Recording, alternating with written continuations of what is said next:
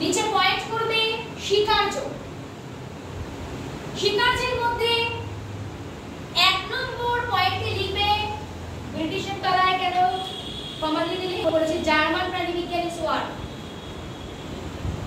আচ্ছা, স্বীকার্যের মধ্যে 1 নম্বর পয়েন্টে লেখো প্রত্যেকটি জীবদেহ এক বা একাধিক কোষ দ্বারা গঠিত। 1 নম্বর পয়েন্টে লিখবে প্রত্যেকটি জীবদেহ এক বা একাধিক কোষ দ্বারা গঠিত। প্রত্যেকটি জীবদেহ এক বা একাধিক কোষ দ্বারা গঠিত। প্রত্যেকটি জীবদেহ এক বা একাধিক কোষ দ্বারা গঠিত। এবং সেকেন্ড পয়েন্টে লেখো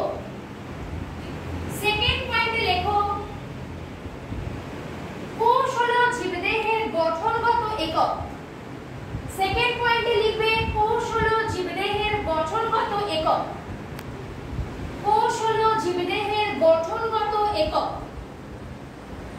কোষ হলো জীবদেহের গঠনগত একক। দাঁড়িয়ে দাও। এবার নিচে পয়েন্ট করো ত্রুটি। নিচে পয়েন্ট করবে ত্রুটি। কোথায় কোথায় ভুল ছিল থিওরিটাতে? সবার প্রথম পয়েন্টে লেখো ত্রুটির মধ্যে লেখো ক্ষুদ্রতম কথাটি উল্লেখ করা হয়নি।